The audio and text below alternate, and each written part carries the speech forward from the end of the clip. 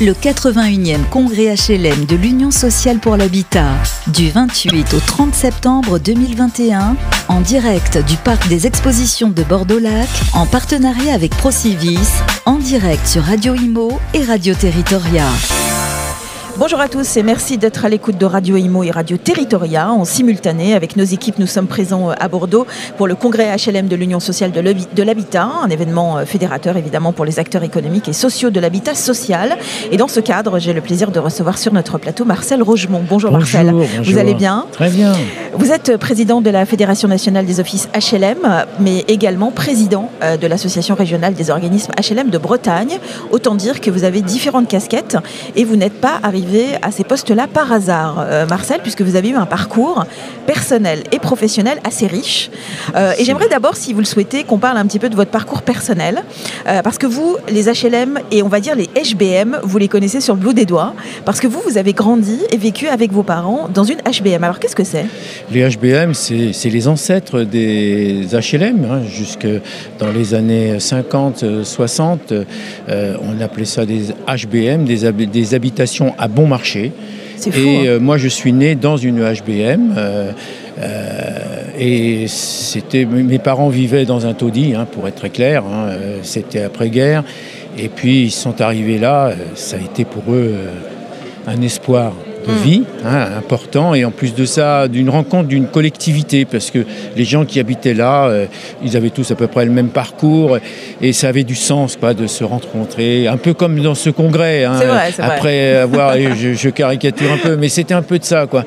Et donc, alors c'était très spartiate, hein, il n'y avait pas de salle de bain, on se lavait, enfin mes parents nous lavaient on était 5, donc nous lavaient dans les lessiveuses de l'époque, hein, et puis on descendait chercher le charbon pour se chauffer la journée, quoi, hein. Donc c'était très spartiate, mais c'était tellement bien. C'était dans l'Oise ? C'était tellement bien, oui. C'était dans l'Oise ? À quoi la forêt. Oui, c'est ça, la cité Salingro, c'est comme ça ? Roger Salingro, oui, je me suis un petit peu renseigné sur vous, effectivement. Oui, j'ai été la visiter. Le directeur et le président de Oise Habitat ont eu l'amabilité de m'y inviter pour retrouver. J'ai retrouvé l'appartement où on était, mais je ne l'ai pas retrouvé en tant que tel, parce qu'il y a une petite salle de bain, etc. Et c'est plus du tout dans ma mémoire, quoi, hein, je n'avais plus cela. Mais ça m'a fait quelque chose quand même de retourner là, et puis c'était marrant parce que, enfin je dis c'était marrant, je suis président de la Fédération des offices d'HLM. Justement, on va en parler. C'est extraordinaire. C'est vrai que le destin est incroyable quand même. C'est extraordinaire. Alors, est-ce que vous pouvez d'abord, dans un premier temps, avant évidemment d'évoquer les grandes lignes, hein, de votre présence ici, et aussi on va parler aussi de ce fameux projet de loi finance, hein, pour 2022. D'abord, est-ce que vous pouvez nous présenter la fédération et les missions premières de cette fédération ? D'abord, on regroupe une famille. Vous savez qu'il y a plusieurs familles à l'Union sociale pour l'habitat. On regroupe les offices d'HLM. Si j'avais à définir ce qu'est un office d'HLM par rapport aux autres organismes du logement social, c'est des élus pour des élus.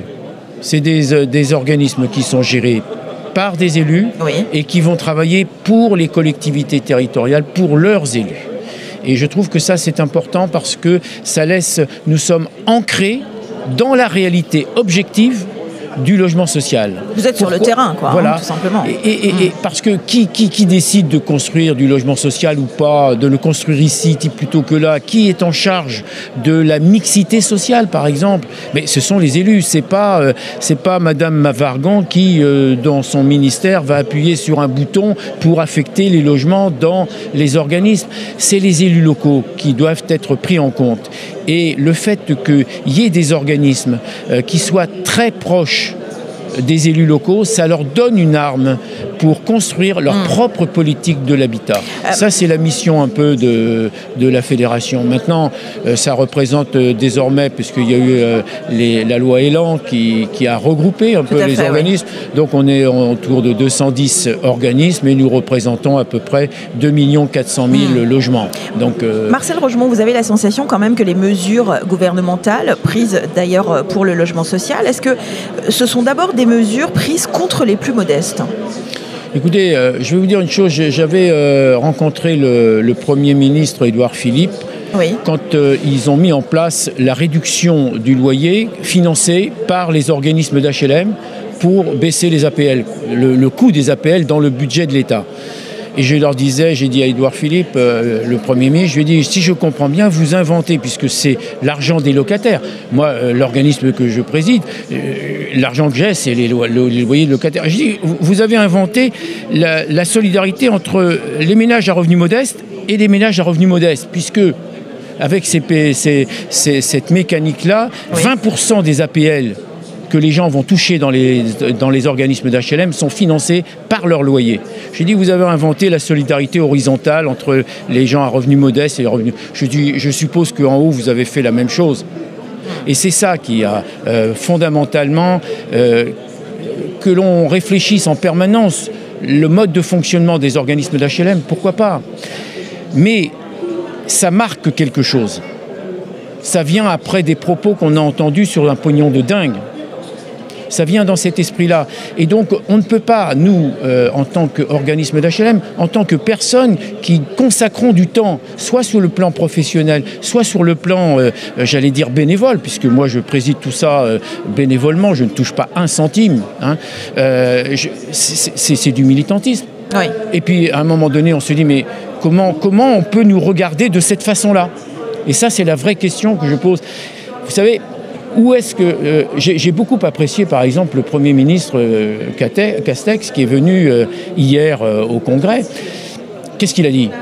Il a dit des choses intéressantes. Il a dit, le logement social, ça fait partie du pacte républicain. C'est un produit de première nécessité.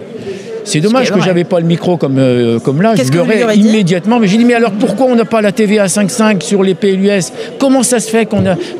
Enfin, je veux dire, quand vous voyez que des logements HLM sont moins aidés que des logements locatifs dits intermédiaires, qui offrent des loyers 2 fois supérieurs aux HLM, mais on les aide encore plus que nous. Il y a un problème. Oui. Excusez-moi, c'est un peu technique mon propos. Non, mais c'est au contraire. Ça veut dire qu'on a l'impression que le logement social, on le déplace un peu dans le coin, puis on va mettre une focale sur le logement intermédiaire, sur des loyers qui sont 10 à 15% en dessous du marché.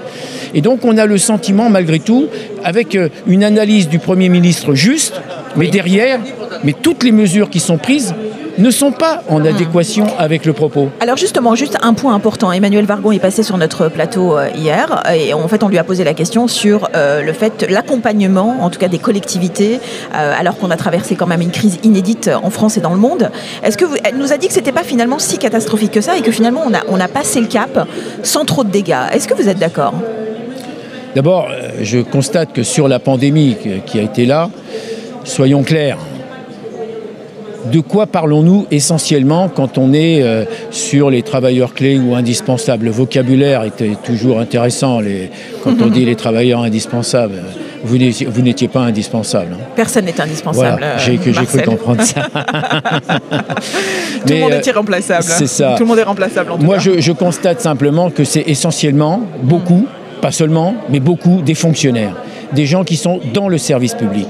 Vous allez dans l'éducation, vous allez dans la santé, vous allez même dans les organismes d'HLM, parce que je l'ai dit 10 fois, 20 fois. Mais qui était présent dans les quartiers, notamment des quartiers un peu difficiles, etc. Quelle était la seule présence publique dans ces quartiers, si ce n'est les organismes du logement social? On a continué, et non seulement on a continué à faire notre travail régulièrement, mais en plus de ça, on a été encore plus attentif pour les personnes seules, pour essayer de développer. On téléphonait aux personnes pour ça. On a même, pour les ménages dont on savait qu'ils avaient des difficultés pour fonctionner un peu, ils avaient des difficultés, on allait les voir pour essayer de voir qu'ils ne tombent pas justement dans des retards de loyer qui fassent qu'ils ne s'en sortiraient plus. On a eu une attention encore plus forte auprès de nos locataires. Et je trouve que ça, c'est le service public. Ça, c'est l'honneur des organismes d'HLM. Et moi, je suis content. C'est l'ADN de votre métier, voilà, en tout cas. C'est ça, exactement. Hein. On est au cœur du pacte social, du pacte républicain, mais on le revendique et on en revendique les moyens. Alors justement, je profite du fait que vous ayez envie de parler pour que vous nous donniez justement votre avis sur ce fameux projet de loi de finances 2022, sachant qu'il y a un budget quand même qui a été augmenté, qui était celui de 6% de l'enveloppe consacrée au logement. Est-ce que cette augmentation est plutôt une bonne nouvelle ? Alors, pour les secteurs qui ont augmenté, c'est une bonne nouvelle. Voilà. C'est tout. Essentiellement, les secteurs qui ont augmenté, c'est les secteurs de l'hébergement. hébergement d'urgence, etc. Et constatons et une priorité avancée pour la rénovation, en tout cas. Voilà, oui. C'est évident. Mais le problème, pour ce qui concerne le logement social, il n'y a rien. Oui. Non seulement il n'y a rien, mais on persiste. C'est-à-dire que, d'ailleurs là, on est en train d'augmenter la ponction sur les organismes d'HLM, des fois qu'il n'y en avait pas assez, quoi. Moi, je réclame la TVA 5,5 sur le logement social. C'est pas normal. On est un produit de première nécessité, on doit avoir la TVA 5,5. Et puis, il faut à un moment donné réfléchir, parce que l'écosystème dans lequel les lois de finances nous ont mis, ça nous pompe à peu près un peu plus de 2 milliards. Bon, 2 milliards, ça enlève des sommes considérables, parce que sur le chiffre d'affaires, 2 milliards, ça fait moins de 10%, mais ça représente une part importante de l'argent qu'on dégage de la gestion pour pouvoir investir, pour pouvoir réhabiliter, voyez-vous. Et on enlève une part significative, 20%, 30% de la marge, pour pouvoir... Donc on construit moins. Surtout qu'il n'y a pas d'évolution majeure pour les collectivités territoriales, voilà. Dans cette loi de finances 2022. Oui, c'est ça. On va dire les choses comme ça. Si on a annoncé, là, le Premier ministre a annoncé, je ne sais plus, 165 millions pour les maires bâtisseurs, etc. Je me suis dit, 165 millions, il y a 100 départements, ça fait donc 1 650 000 par département. Et comme on peut penser qu'il y a au moins quelques maires bâtisseurs dedans, je pense qu'ils vont toucher 50 000 balles. Bon, alors par contre, Marcel, il y a quand même un ministère qui a été très largement récompensé, qui est celui de la transition écologique. C'est bien. Ça, c'est un sujet quand même qui est majeur. J'aimerais quand même votre réaction, parce que la transition écologique touche aussi les HLM et les parcs HLM. Qu'est-ce que vous en pensez, vous, de ça ? D'abord, moi, je trouve que c'est normal, et je suis très satisfait de cela. Moi, pour la Fédération des offices, voyez-vous, on s'est penché sur la question. On s'est dit, il y a un objectif 2050, neutralité carbone. Bon, alors, qu'est-ce qu'on doit faire ? Comment on doit faire ? C'est un bel objectif, mais il faut le réaliser. Oui, eh bien, on a regardé comment le réaliser. Et je l'ai dit au gouvernement à plusieurs reprises, pour simplement les 2 400 000 logements de la Fédération des offices. On a regardé, il nous faudrait, en termes de subventions, au moins 400 millions par an pour pouvoir atteindre la neutralité carbone en 2050. Voilà. Donc c'est 400 millions pour nous. En gros, ça veut dire que sur l'ensemble du secteur HLM, ça tourne autour d'1 milliard. On met 2 milliards sur la prime rénov'. Bon, voilà, je dis, c'est pas quelque chose d'inconsidéré, dès lors que c'est une priorité nationale. On a pris des engagements nationaux, internationaux. Donc moi, je suis plutôt satisfait. Simplement, je voudrais que ça ait des conséquences encore plus importantes dans le secteur notamment du logement social. Parce que derrière la neutralité carbone, soyons clairs, c'est du pouvoir d'achat pour les ménages. Ah, évidemment. Parce que nous, on travaille non pas sur le loyer, mais sur la quittance. Et donc on est attentif à tout ce qui fait que le ménage que l'on va accueillir paye le moins possible. Et donc c'est un élément majeur, à la fois social et à la fois sur le plan environnemental. Donc moi je pense personnellement que le gouvernement devrait faire un effort encore supplémentaire, sauf à ce que cet engagement des 2050 soit pour la télévision, je ne veux pas dire pour la radio, on y est, donc, mais c'est pas suffisant. Je ne dis pas qu'il ne se fait rien, mais ce n'est pas à l'échelle des engagements internationaux de la France. Ah bon, on est bien d'accord. Donc ce n'est pas encore assez pour vous. C'est clair. Mais, mais ne boudons pas, quand on fait un effort budgétaire, on ne peut pas critiquer Non, il y a un effort budgétaire, mais c'est le bon chemin, mais il faut quand même accélérer très fortement. Alors, pour finir, parlons de ce congrès, qui est quand même important. Ça vous permet aussi, vous, d'aborder des sujets aussi importants pour la fédération. Quels sont pour vous les moments les plus importants, ou en tout cas les moments les plus forts depuis votre arrivée ? D'abord, il y a... Je serais d'abord... nous sommes des animaux grégaires. Excusez-moi de dire ça comme ça. Le fait de se retrouver. Et oui. Excusez-moi, je ne parle pas politique, vous avez raison, etc. Mais le fait de se retrouver. Déjà. Et alors, moi, je trouve que ce congrès, c'est d'abord celui d'une fraternité retrouvée entre les acteurs professionnels dans les entreprises qui travaillent pour nous, etc., nos personnels, les élus, tout ça, etc. On est content de se revoir. On est content de refaire ensemble, corps, en se disant, voilà, on travaille dans des fonctions différentes, sur une fonction importante qu'est le logement social, on se retrouve. Ça, c'est à mon avis la première chose que je retiens. Très bien. Pour finir, oui, pardon. Et la deuxième chose, je veux constater quand même que le Premier ministre est venu. Oui. Et ça, c'est un point positif. Il y a eu même la maire de Paris qui est venue. Je pense que l'avoir rencontrée. Tout à fait. Mais non, Anne Hidalgo est venue, oui. Elle a voulu regarder un peu les choses. Ouais. Et donc elle est en campagne naturellement, aussi, hein, mais c'est pas choquant. Ouais. C'est pas choquant. Il y en a d'autres qui ont une télévision à eux tout seuls pour faire campagne, donc il n'est pas choquant qu'elle puisse se déplacer là où il y a des problèmes qui correspondent à la politique qu'elle développe. Hein, c'est pas choquant, ça. Exactement. Non. Et la deuxième chose, donc le Premier ministre est arrivé. Il a fait un très bon constat. Je le disais tout à l'heure. Le logement social, c'est dans le pacte républicain. Le logement social, c'est un produit de première nécessité. Le problème, c'est qu'il n'en tire pas les conséquences. Et c'est ça le problème. Moi, j'aurais voulu à ce moment-là qu'il nous annonce quelque chose. Il nous parle, par exemple, d'un petit quelque chose là sur l'exonération de taxes foncières sur les propriétés bâties. Oui. C'est très sympathique, mais ça nous intéresse. C'est pas nous.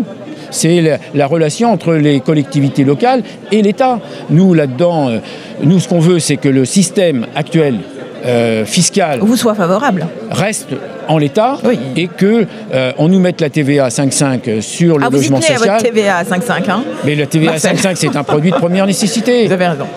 Quand on a cité, enfin, je reviens pas sur l'histoire. Et puis il faut mettre en berne la RLS. Pourquoi on construit pas? Pourquoi on n'a que moins de 90 000 logements sociaux en perspective en 2020 et que là on va avoir du mal à en avoir 100 000? Le gouvernement nous demandait d'en faire 250 000. Je n'ai pas signé le protocole sur 250 000. Et je l'ai dit à la ministre, parce que le mouvement HLM, il est en face de 3 défis. L'ANRU, c'est-à-dire la mixité sociale, la rénovation, c'est des dizaines et des dizaines de milliards qui vont être dépensés dans les toutes prochaines années. C'est le rendez-vous 2050 sur la neutralité carbone, et c'est la production. On ne peut pas ne parler que de la production, et en plus de ça, on ne parle de la production que quantitativement et non pas qualitativement. Ça veut dire qu'il faut construire beaucoup, oui, mais différemment aussi. Oui. Et je trouve que dans l'acception actuelle, dans le procès qui nous est fait un peu de ne pas construire assez, d'abord on nous pique notre argent, on nous pique l'argent qu'on a dans les poches, et on voudrait avec mes petits bras musclés, c'est pas moi qui vais construire, hein, on est d'accord. Et puis deuxièmement, je trouve qu'il faut qu'on regarde l'ensemble des priorités qui sont là. Alors moi, j'entends par exemple le Premier ministre dire il y a une priorité pour les jeunes. Je suis d'accord. Ok, il y a une priorité.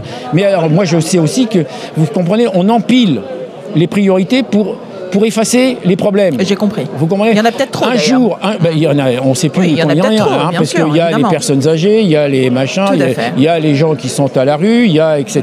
Il y a machin, et puis on en sort un de temps en temps pour faire croire qu'on fait de la politique dans le logement. Le principal problème de la politique du logement, c'est qu'il n'y en a pas assez.